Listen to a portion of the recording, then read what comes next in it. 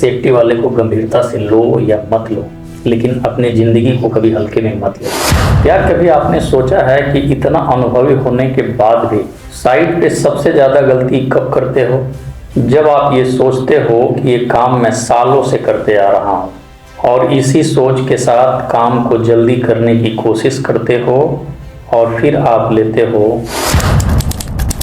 लेकिन construction site पे आपकी एक छोटी सी 2 मिनट की शॉर्टकट पूरी जिंदगी को लॉन्ग लॉस में बदल सकती है।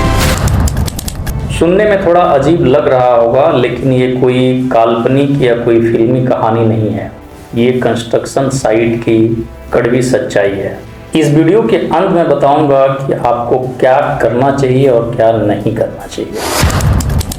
हम रोज मशीनों के बीच, ऊंचाई पर, हाई वोल्टेज बिजली के तारों के आसपास काम करते हैं। हमें लगता है कि खतरा यही तो है, और ये सच भी है, पर असल में खतरा सिर्फ यहीं तक सीमित नहीं है।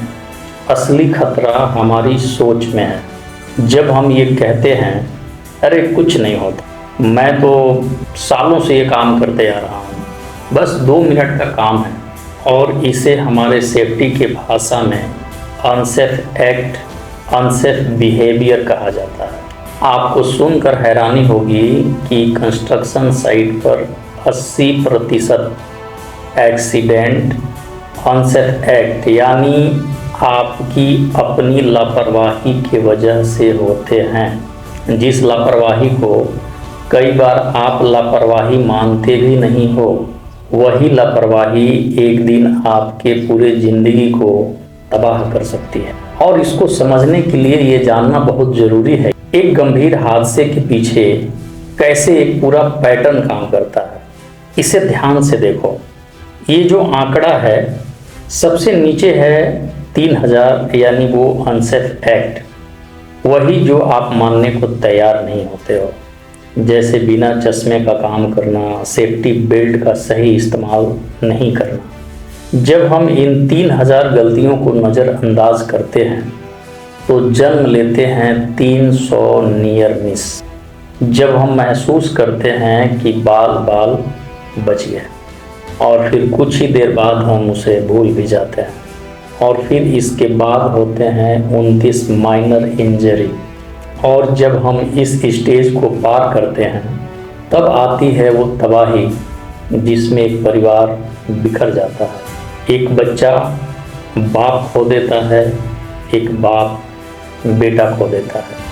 अब शायद आपको समझ में आ गया होगा कि एक्सीडेंट अचानक नहीं होता, वो आपकी इन छोटी छोटी आदतों की एक भयानक रिजल्ट होता है।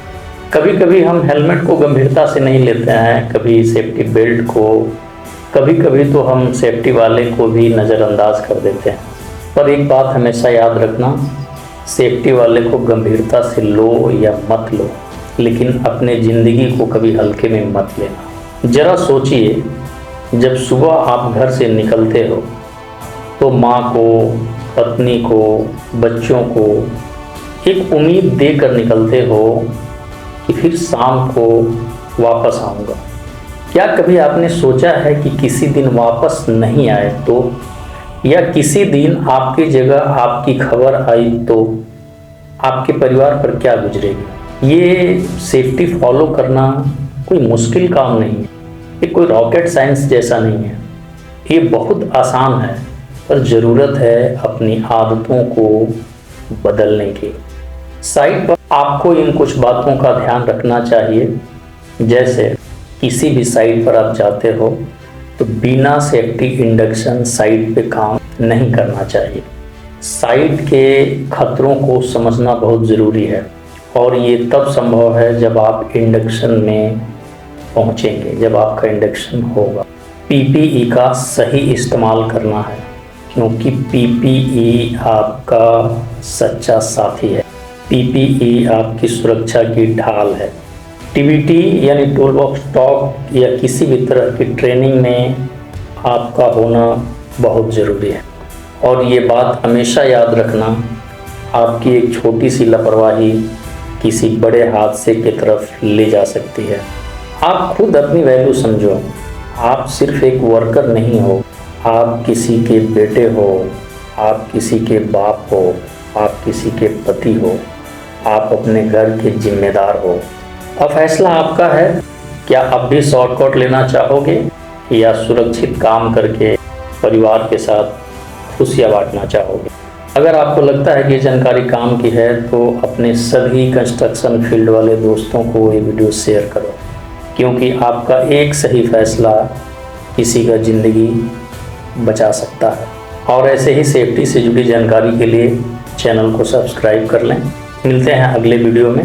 स्वस्थ रहें, सुरक्षित रहें। सुरक्षा आपकी जिम्मेदारी है।